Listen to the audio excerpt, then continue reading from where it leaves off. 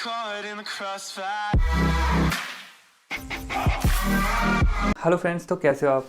तो guys, top 20 question की series के ये फोर्थ और लास्ट पार्ट है। ऑलरेडी मैंने 3 पार्ट बना लिए। अगर जिन्होंने नहीं देखे तो प्लीज़ जाके पहले तीनों वीडियो देख लो जिसके मैंने पार्ट्स ऑलरेडी बना रखे हैं। तो आज का ये पार्ट है, लास्ट पार्ट है वीडियो का, तो शुरू से एंड तक जरूर देखना, आपके लिए काफ़ी हेल्पफुल रहेगा। तो गाइस, वीडियो शुरू करने से पहले अगर आपने मेरे चैनल को सब्सक्राइब नहीं करा तो जल्दी से सब्सक्राइब कर दो और वीडियो को लाइक, अगर वीडियो अच्छी लगे तो वीडियो को लाइक कर देना। तो सबसे पहला है वीआईपी स्कोर। वीआईपी स्कोर क्या है? Visual infusion phlebitis. इसमें क्या होता है? विजुअल का मतलब है देखना, इन्फ्यूजन का मतलब है जो भी आप इंजेक्शन दे रहे हो, कोई इंजेक्टेबल मेडिसिन दे रहे हो, तो जो भी आप इंजेक्ट कर रहे हो उसको हम इन्फ्यूजन बोलते हैं। और फिल्बाइटस होता है इन्फ्लेमेशन ऑफ द वेन।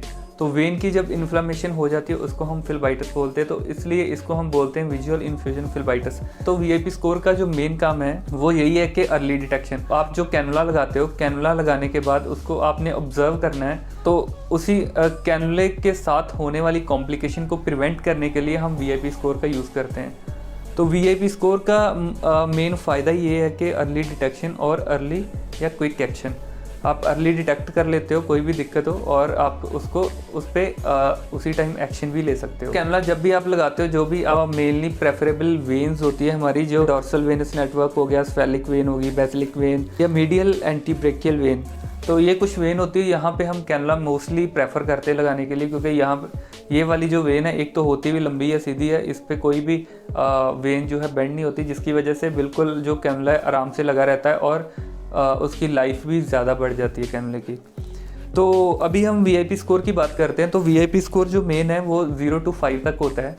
तो इसको याद रखने का मेन तरीका ऐसे ही है कि 0 to 5 तक इसकी नंबर होते, इसमें नंबर होते हैं। तो 0 जो है बिल्कुल नॉर्मल, मतलब आपका कैनुला बिल्कुल ओके है, तब हम उसको 0 नंबर पे काउंट करते हैं। तो जब 1 हो गया तो इसमें आपको एक सिम्टम या कॉम्प्लिकेशन दिखाई देगी। 2 हो गया तो 2 में 2 कॉम्प्लिकेशन दिखेगी, 3 में 3 और 4 में 4, 5 में 5, ऐसे आप याद रख सकते हो। तो सबसे पहले हम बात करते हैं वीआईपी स्कोर 0। वीआईपी स्कोर 0 हम तब देते हैं जब आपका कैनुला जो बिल्कुल पेटेंट होता है, स्किन बिल्कुल ओके होती है, वहाँ पे कोई रेडनेस, स्वेलिंग या ऐसा कुछ नहीं है, पेशेंट को पेन भी नहीं फील हो रही है, बिल्कुल कैनुला ओके है, तब हम उसको वीआईपी स्कोर 0 में काउंट करते हैं। उसके बाद आता है वीआईपी स्कोर 1। वीआईपी स्कोर 1 में जैसे मैंने आपको पहले बताया कि 1 का मतलब है उसमें एक हमें कॉम्प्लिकेशन दिखेगी या एक जो है वो सिम्टम दिखेगा। इसमें होता है स्लाइट रेडनेस। अगर स्लाइट रेडनेस है, पेशेंट को ज़्यादा कुछ पेन फील नहीं है, स्वेलिंग कुछ नहीं है, माइल्ड, जस्ट माइल्ड रेडनेस, तब आप इसको वीआईपी स्कोर 1 में काउंट करोगे। लेकिन जो कैनुला है उसको आपने बस ऑब्जर्व करना है, निकालना नहीं है। आप उससे मेडिसिन दे सकते हो, लेकिन जब भी मेडिसिन देनी, कैनुला ऑब्जर्व करना है कि कहीं ये वीआईपी स्कोर 2 की तरफ तो नहीं जा रहा। जब तक रेडनेस नॉर्मल है तो कोई दिक्कत नहीं है। उसके बाद आता है वीआईपी स्कोर 2।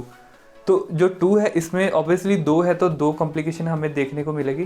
तो इसमें मेन सबसे पहले इरिथमा जो रेडनेस होती है वो देखने के लिए मिलेगी, और दूसरी चीज़ है स्वेलिंग। इसमें रेडनेस तो है ही है, साथ में इसके स्वेलिंग भी ऐड हो जाती है।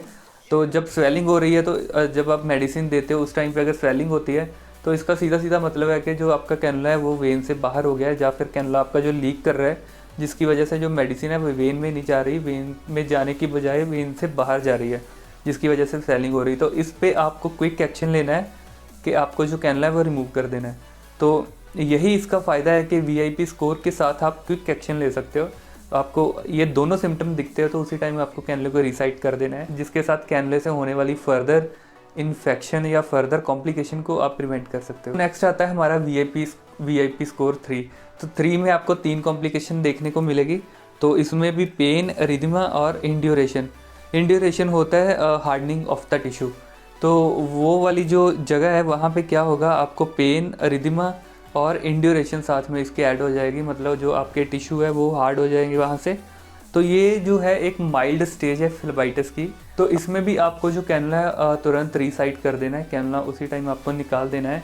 जब भी वीआईपी स्कोर 2 या 2 से ऊपर जाता है तो आपको कैनुला जो है वह रिसाइट करना ही करना है। तो नेक्स्ट आता है हमारा वीआईपी 4। तो वीआईपी 4 में आपको 4 कॉम्प्लिकेशंस देखने को मिलेगी।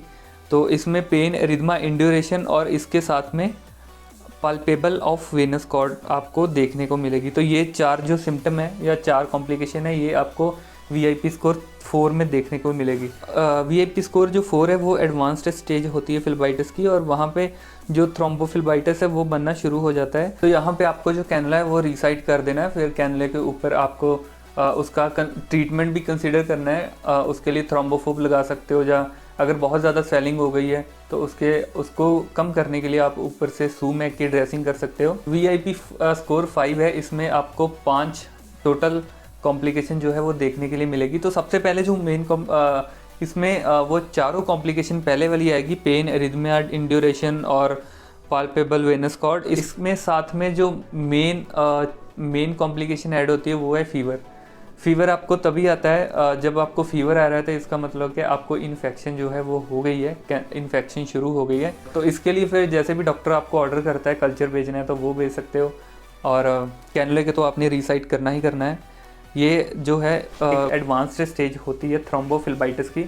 तो थ्रोम्बोफिल्बाइटिस का मतलब है जब वेन में स्वेलिंग के साथ साथ उसमें क्लॉट फॉर्मेशन हो जाती है। ये VIP स्कोर का यही फ़ायदा है कि जो ये जितनी भी VIP 3, 4 और 5 की स्टेज है उसी को प्रिवेंट करने के लिए हम VIP स्कोर का यूज़ करते हैं। कुछ ऐसी मेडिसिन या कुछ ऐसे इंजेक्शन भी होते हो, अगर उनको आप वेन के थ्रू दे देते हो या कैनुले के थ्रू दे देते हो तो आपकी जो वेन है वो पूरी ख़राब हो सकती है, जो कि मैंने आपको अभी बताया है। VIP स्कोर 3, 4 और 5 की स्टेज है जो वो आपकी कुछ ऐसे इंजेक्शन होते हैं जिनके साथ आपकी जो है वो वेन पूरी ख़राब हो जाएगी और VIP स्कोर 3, 4 और 5 तक चली जाएगी। तो कुछ इंजेक्शन मैं आपको बता रहा हूँ, जैसे कीमोथेरेपी की मेडिसिन होती है, एंटीबायोटिक्स होते हैं कुछ, और मोस्टली जो सबसे ज़्यादा वेन को ख़राब करता है वो होता है इंजेक्शन कॉर्ड्रोन, जिसको हम एमिड्रॉन बोलते हैं, और इंजेक्शन KCL, जिसके साथ वेन है वो पूरी ख़राब हो जाती है। और कुछ TPN वगैरह या सोडा बाइकार्ब अगर आप देते हो, कैल्शियम ग्लूकोनेट आप वेन के थ्रू डायरेक्ट दे रहे हो, तो उसके साथ जो है आपकी वेन के ख़राब होने के चांसेस और ज़्यादा बढ़ जाते हैं। तो इस चीज़ को प्रिवेंट करने के लिए आपको कुछ चीज़ें जो अपने माइंड में रखनी है। तो उसमें क्या है, सबसे पहले आपको अपनी हैंड हाइजीन जो है मेंटेन करके रखनी है। जब भी आप मेडिसिन दे रहे हो या मेडिसिन दे दी आपने, तो आपको जो है हैंड वॉश आपकी सबसे प्रायोरिटी पे होनी चाहिए। ठीक है, स्किन प्रिपेयर करनी, जब भी आप कैनुला लगाते हो अच्छे से स्किन प्रिपेयर करें। जैसे आपको पहले भी बताई थी कि डॉर्सल वेनस नेटवर्क में आप कहीं लगा सकते हो अच्छी वेन में, सिफेलिक, बेसिलिक या मीडियल एंटीब्रेकियल वेन जो है उसमें आप लगा सकते हो, क्योंकि इनमें आप अगर कैनुला लगाते हो तो बहुत कम चांसेस होते हैं कैनुला ख़राब होने के। और अगर पेशेंट का 5-6 दिन का स्टे है तो आराम से आप 5-6 दिन निकल जाएगी आपको, अगर 20-18 गॉस का कैनुला आपका लगा होगा तो। 70% अल्कोहल स्वैब जो होता है उसके साथ आपको स्किन को पहले क्लीन करना है, तो उसके बाद ही आपको जो है मेडिसिन देनी है, उससे पहले आपको मेडिसिन नहीं देनी। जब भी आप मेडिसिन देते हो तो इंश्योर करो कि मेडिसिन देने के बाद भी आपको जो है लाइन को फ्लश करना है, कैनुले को फ्लश करना है, नहीं तो आपकी जो कैनुले की लाइफ है वो कम हो जाएगी। हमेशा ट्रांसपेरेंट टैगाड्रम का ही यूज़ करना है।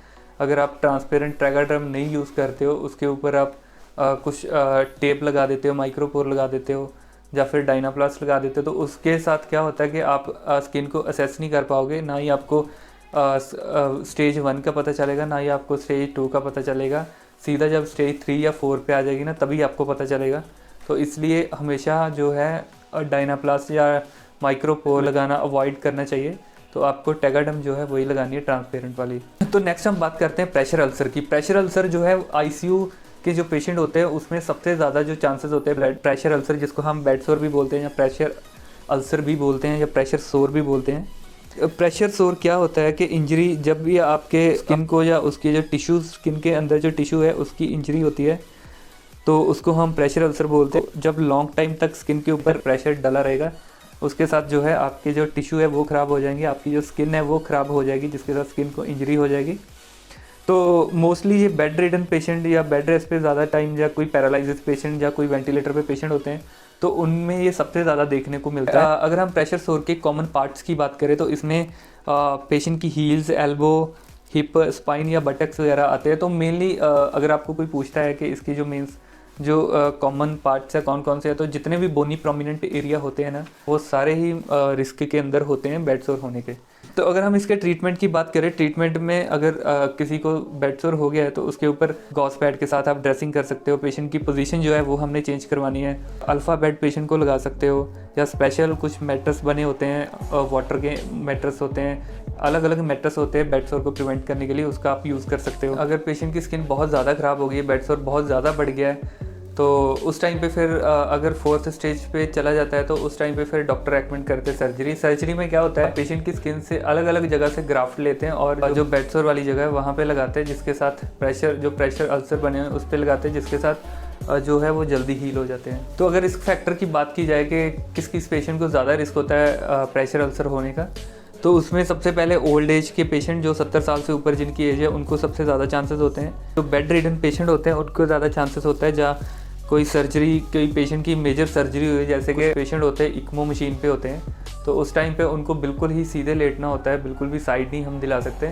तो ऐसे वाले पेशेंट को रहते भी लंबे टाइम के लिए 1 हफ्ता 2 हफ्ता या 3 हफ्ता रेगुलर उनको ऐसे सीधे रहना पड़ता है। तो उस कंडीशन में जो प्रेशर अल्सर होने के चांसेस है वो बहुत ज़्यादा बढ़ जाते हैं। नेक्स्ट ओबेसिटी की वजह से हो सकते हैं, पैरालिसिस किसी पेशेंट को उसको हो सकते हैं, यूरिनरी इनकॉन्टिनेंस या बाउल इनकॉन्टिनेंस हो उसकी वजह से हो सकते हैं, क्योंकि आपका जब यूरिन और बाउल पे कंट्रोल नहीं रहेगा तो उसकी वजह से क्या होता है कि ज़्यादा मोस्टली जो हमारा पेरिनियल एरिया है वो ज़्यादा वेट रहता है। वेट रहने की वजह से जब भी आप थोड़ी सी भी साइड लोगे तो आपकी जो स्किन है वो उसी टाइम उतर जाती है, जिसकी वजह से बेड सोर बनना शुरू हो जाता है।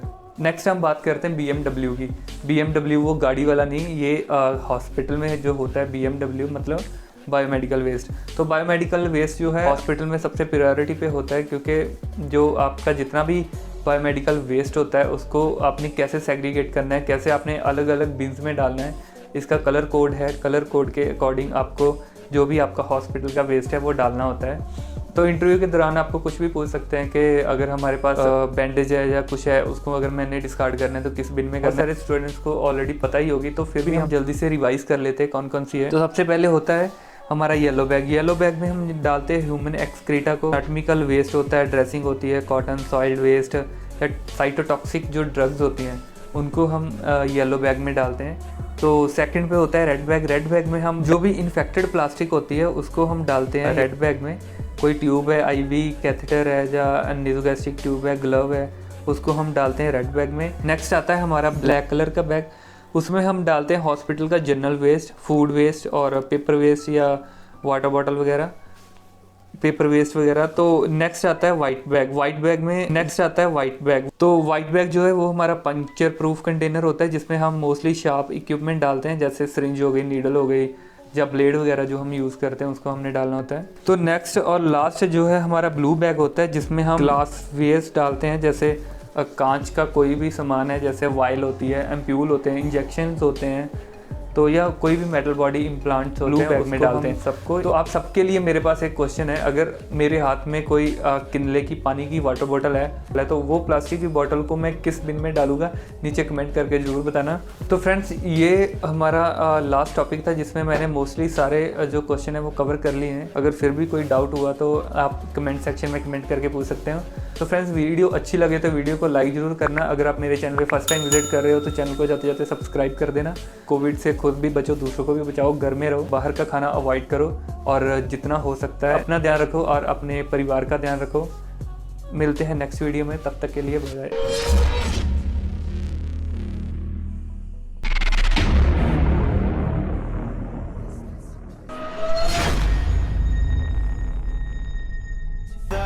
It's caught in the crossfire.